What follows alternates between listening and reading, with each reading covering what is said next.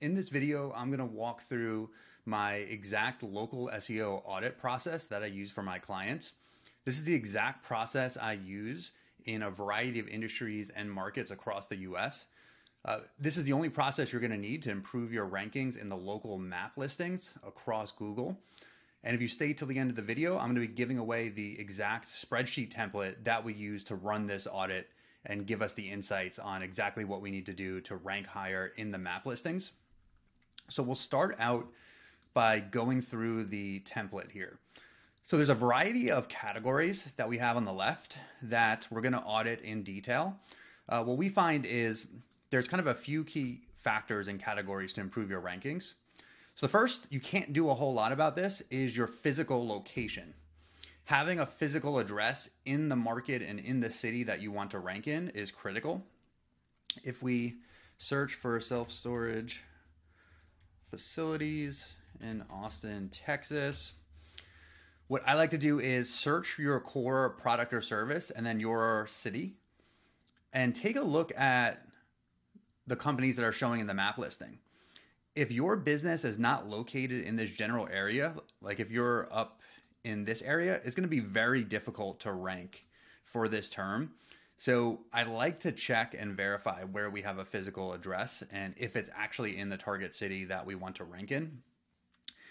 For a self-storage facility, there's not much you can do about that.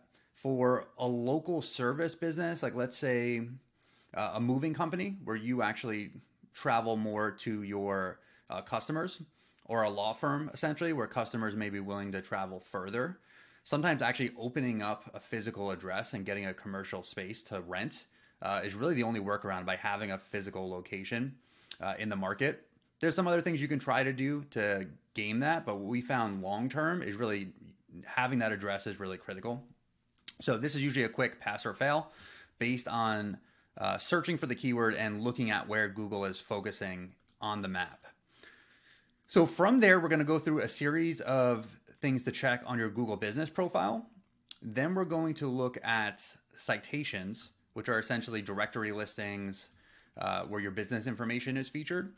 Then we're going to look at reviews, and then link building, and then finally content creation and on-page optimization. These are kind of the key categories we find that contribute the most to ranking in that map listing. A lot of these things are also going to help you rank in the organic results. So this right here would be the map listing. There's 3 businesses that'll get featured here. The rest of them, you have to click more places to see the rest. So local SEO, the main goal is to rank in the top 3 around the radius around your location. And then traditional SEO is more focused on getting featured in these standard listings here. So a lot of this audit checklist is focused mostly on the map listings, but a lot of these items will also help you rank better in the traditional organic results below.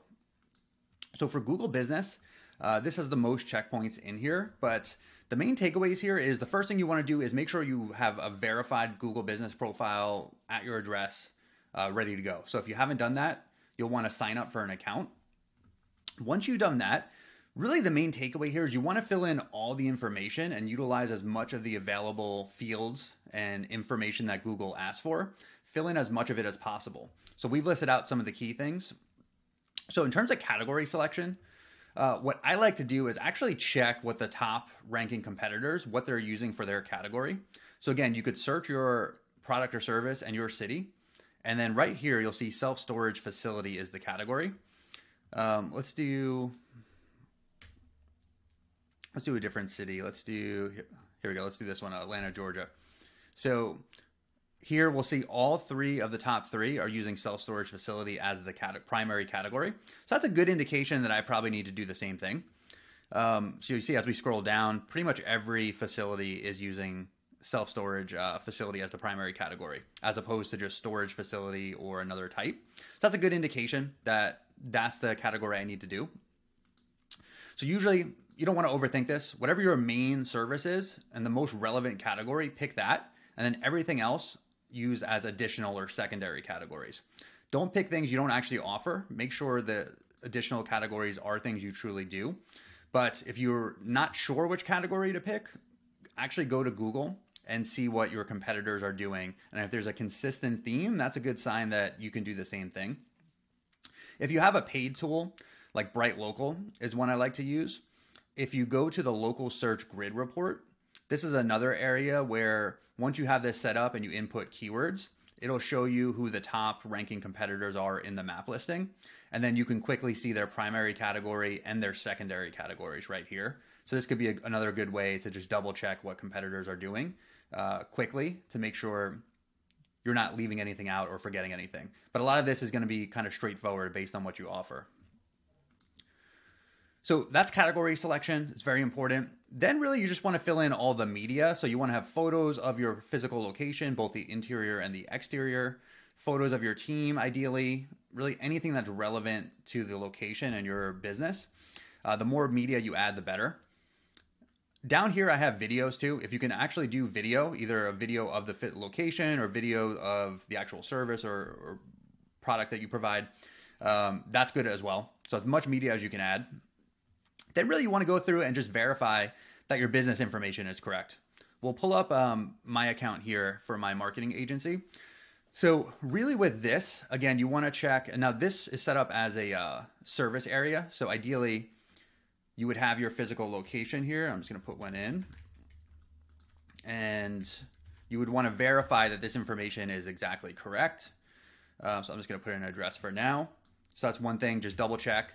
Also double check your actual website and the address you list in the footer. I often see businesses have a different address in the footer than they do on their Google business profile. So you want that to be consistent. And same thing with your phone number. You want that to be consistent as well. And then for this map pin, you can adjust this. So if Google doesn't put this exactly on your location, if you click adjust, you can slide it and you can move this. So this is accurate. Google does a pretty good job of knowing your address when you put it in, but you do have that option here to make sure this is exactly where you're located. So I'm not going to save that, but you want to verify that that's correct. Phone number, business address, hours. So again, if we go down here, we'll see business hours. You want to make sure these are correct. You want to make sure these hours are also the same hours listed in your footer. So for example, if we were to go to, let's open up one of these storage facility websites here. What we would want to do here, let's see if we can find their hours quickly.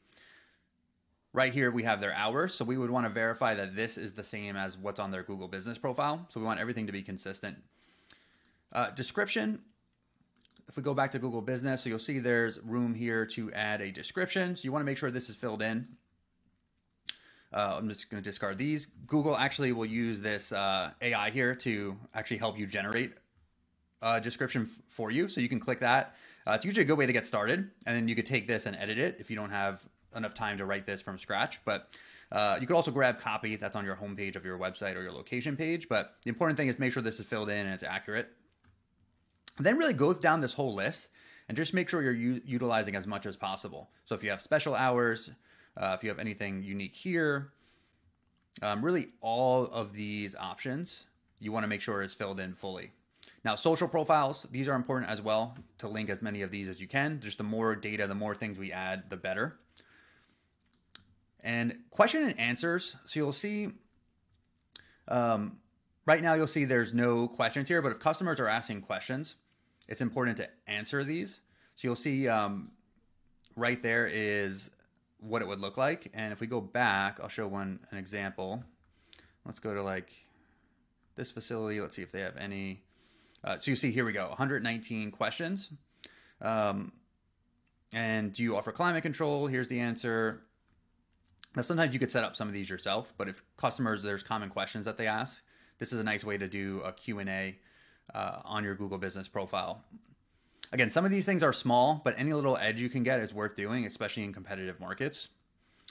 Call tracking. So if we go here, this is where you can make changes to your Google business after you're logged in. And you'll see all these things here. So under calls, you want to make sure this is set up, that call history. Now it is going away, so I'm not sure what's going to be replacing this. This is probably going to, because this data was actually pretty important for local businesses. It gave some basic call tracking without having to pay for a call tracking tool. If Google doesn't replace this with anything, using a tool like CallRail or WhatConverts to track phone calls is going to be even more important. But for now, I like to turn this on to get the data, but we'll have to see what Google's new options are going to be for that going forward. Now, keyword in your title. So your title is the name of your business. This is risky but it does work and it can work. So if you're going to do this, just know the risk that your Google can revert the change. They could potentially suspend your listing. So you don't really want to go too aggressive with this, but I have seen it work. If your actual business name has the keyword in there, and it's your real business name, that's one way to do it. But if it's not what I've seen, so if you're a self-storage facility like Extra Space Storage, you could do Extra Space Storage hyphen and then the location name. If you're a law firm, you could do the name of your law firm hyphen city lawyers, whatever city you're in. So there's things like that you can try. But again, I wouldn't do that typically. But it's worth noting some of your competitors may be doing it and it may be working for them. But that's something I like to just audit to see if my client is doing it. And I like to try everything else before doing something like that. This really only works well if you're only in one city. If you have a multi-location business, having this one individual city in your business name doesn't really make sense there. But if you only have one location, it does work. So it's worth noting. But again, I wouldn't make this your main strategy. Now, under your links, what you want to do for the link, you want this website link to go to your main location page. If you're a multi-location business, like if we go back to this example of Extra Space, if I click on their website link, it's going to take me to their exact location page for this location. So you want the link to be as relevant as possible. If you only have one location, then you might link to your homepage or whatever the most relevant page on your website is, but you do want this to be the most accurate page that somebody can go to. Now, UTM tracking is optional, but this allows you to, in your Google Analytics, to see how much traffic and potentially leads and conversions you're getting from your Google business profile. All you need to do is take this and add this to the end of your URL. So in this case, and I would replace city name with whatever your city is. So for me, let's do this. And then basically what I would do is I would add this code right to the end of this link, and that'll enhance my tracking inside of Google Analytics. Then we get to products and services. So if we go back here, you'll see products, services. You have the option of adding those to your Google business profile, and I recommend it. If we look at a storage facility, this is how the products display. So you can set up all the different units, all the different products that you offer. If I click on this, you'll see it opens it up. There's more copy. I can visit the website. So if we do, let's do moving company and see what we get. So let's go to this one.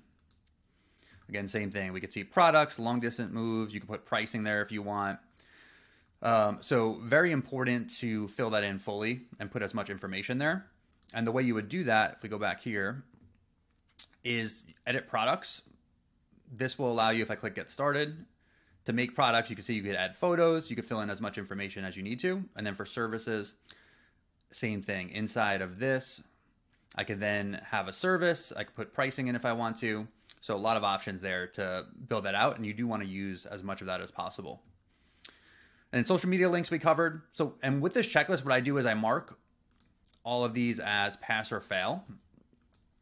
And then at the end of the audit, I'm going to fill in some of these for now. We're going to have the exact things we need to do to improve our listing. So we'll put this in. I'll fill this in as we go, just so we can see the end results, what that looks like. So let's put that through. And then publishing posts. So again, not a huge needle mover, but it's worth noting. Basically with this, you'll see what the posts look like. It's this feature here. And again, on its own, it's not going to do anything dramatic, but any little edge you can get is worth utilizing. So I would publish these at least on a monthly basis, a few per month. And you could use AI to help you come up with the copy for these. You'll see there's a call now option. Sometimes there's a learn more link. They're doing call now on all of them, but you could also have a learn more link that takes you to your website. So that's the final Google Business section. Then we're going to shift over to citations. So again, citations are basically just directory profiles, and Google wants to see your business information consistent, so your name, address, and your phone number across multiple citations or directories, just to prove you're an active business and you're putting the time and effort into doing that. So there's something called data aggregators that push your business information out to a lot of different directories. I personally like to use Bright Local to do this. And this is what the back end of Bright Local looks like, but you could use other platforms as well. When I go to Citation Builder here, this is going to allow me, and here's the data aggregators here. There's 5 of them inside of Bright Local. You just pay one fee, and Bright Local does the work on getting you set up on these. But I recommend it. It's easy to do through a tool like this. And again, there's other tools. You could also do it manually as well. but checking if you're using that or if you're not. Then Bing, Apple, and Apple Business Connect, I like to do individually and not go through these tools. So essentially, if you just Google Bing Places and then Apple Business Connect, you'll find what you need to do to verify your profile there as well. This will get you in Apple Maps. This will get you on Bing. On Bing, you could even sync it to your Google Business profile, which is worth doing. So we're going to say, I'm just going to mark these as fail for now, just for example purposes. Then I like to look at 3 more metrics. So quantity of citations versus competitors. So this is where, again, a tool like Bright Local is nice because it can pull some of that data for you. If we go to Google Business Profile Audit in Bright Local, what this will do is this will show me my competitors and then how many citations they have and how many key citations, which are like the best citations, the ones you want to go after. And this is the total. So you can see my website, I only have 17 and I have 0 key citations. So I'm not doing well. And I can quickly see what the top 3 have, what the top 10 have, and start to get a feel for how I'm doing compared to them. So I'm way behind. So I would mark that as fail. Then for accuracy, I like to go to Citation Tracker here. This is the one that will show me my existing citations and if my information is accurate. So what I'm looking for here is you'll see I don't have any NAP errors, which are name, address, phone number. But if I did, it would get flagged. And if you see multiple NAP errors, I would mark that as fail in the audit because that's something you're going to want to address and fix. For now, I'm going to mark mine as pass. And then industry-specific citations. So these are directory websites that rank for your kind of high-intent keywords. So in storage, there's a few common ones. Almost every industry has some websites like this. So if we go back to this search, let's see actually right here. So best movers in New York. This looks like it's going to be an aggregator kind of directory site. So you'll see, and this is more of a blog style post, but this is still one I'd want to get featured on. So I would reach out to this website if I was a moving company in New York City to see what I have to do to get featured there. But let's do storage units we'll do Brooklyn, New York.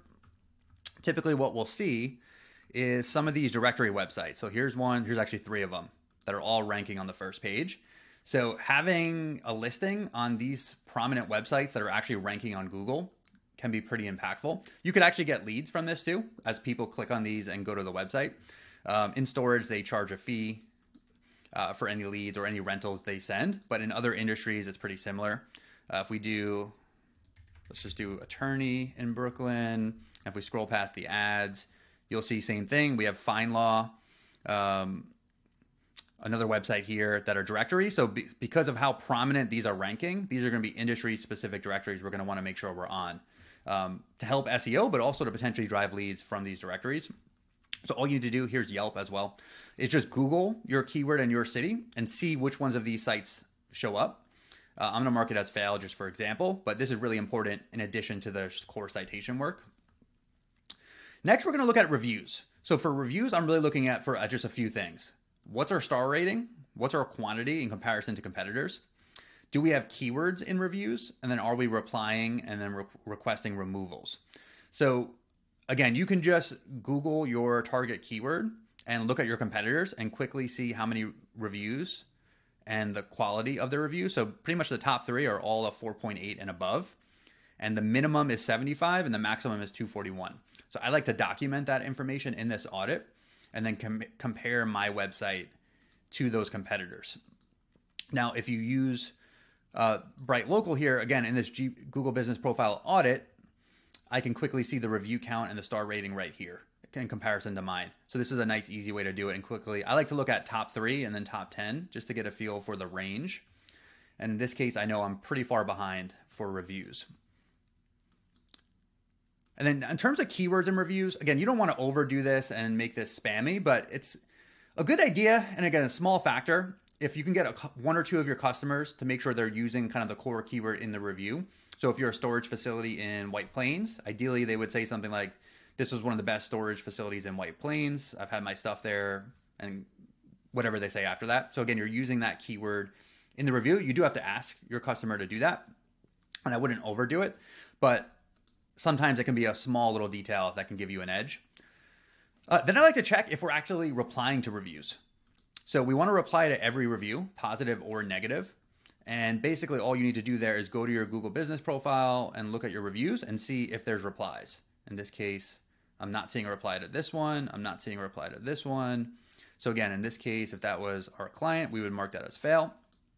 And then if there's any negative reviews, particularly that are spammy and not real and not accurate, you can request a removal. And we have a link here on how to do that. And it's worth doing because sometimes even if you can get a couple of those removed that are not legitimate, it's worth it. Then we're going to look at link building. So one of the reasons I like Bright Local or another tool like this is because you can get some of your link data right here. If you have the budget for an additional tool like an Ahrefs or an SEMrush, that's another option. And that's typically what we do since we have those tools. We'll pull the link data from there. But if you just have Bright Local or another local SEO tool, you can see how many links. I like the linking domains is one of the main metrics. It's how many unique websites are linking to me. And you can look at how many you have versus your competitors. And then you can look at your website authority versus your competitors. Again, I like to look at top 3 and then top 10 averages. So again, we're behind here. We don't have many. We only have 4 websites linking to us. We're one of the lowest. And our domain authority is 6 out of 100, which again is higher than this one, which is actually a good sign. We're higher than one of the top 3, but we're lower than most of the other ones. So again, for this, my domain rating, I would mark fail. Domain level backlinks. Backlinks to location page. I don't have many. And then this is where an additional tool, and if you don't have a tool, you can skip this one.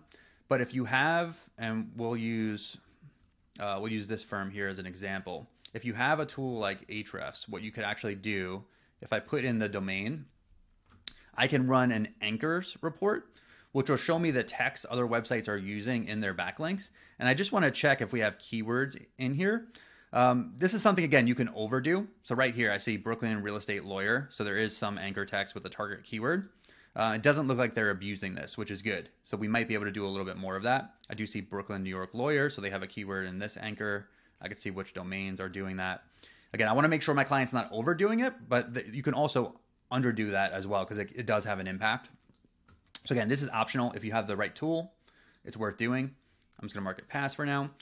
And then the final section has to do with content. So the first one is just overall on-page optimization of your location page. Again, in this case, it looks like this one might just be one location. Yep, so they're optimizing their homepage. So this is a plugin. It's called SEO Meta in one click. There's a bunch of other ones that you can get, but basically it'll show me the title tag and the meta description. And then I can also look at the headings. I just want to get a quick feel if we feel this page is optimized well. This one, there's some things I would change. Like I would redo the title tag and meta description. I'd probably change the H1 a little bit. So I'm going to mark this one as fail. If you have a specific location page, so if we go back to storage, let's do a different city. Let's do this one. And let's click on this one. So this would be an example of a location page. We want to do the same thing. Check the title, check the meta description, the headings, quickly skim through the page and get a feel for if there's ways to optimize. We do have a full on-page SEO checklist here as well.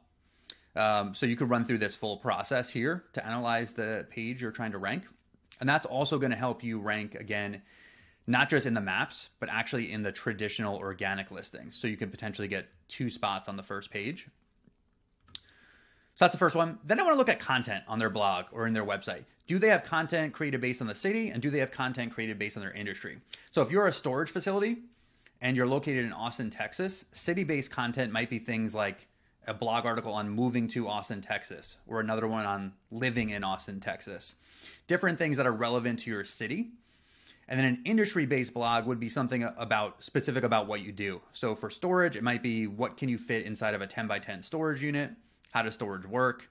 What's the cost? There's a lot of different pieces of blog content you can create based on industry and city to kind of build relevance for those terms. Again, this content's not going to be a big driver of leads, but it does help the rest of your SEO. It also allows you to build internal links, which are links inside of your content that you control. So inside of the city and industry content, I like to internally link to my location page that I'm trying to rank. It gives me just more opportunities to add internal links, which I wouldn't have if I didn't have this content. This content can also be used to get backlinks. It's hard to get other websites to link to your location page or your service page. It's a little bit easier to get them to link to helpful blog content. And that's again where these can come into play. They can get you some backlinks, but you can also use them to build internal links. So for this internal link optimization, I'm just looking and trying to get a feel for, do we have enough internal links pointing to our key location page?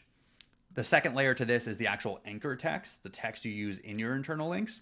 The more that's focused, that's keyword based, it can help you. Again, you can overdo that, so be careful, but definitely use that because it will give you a little bit of a boost. So I'm going to do this.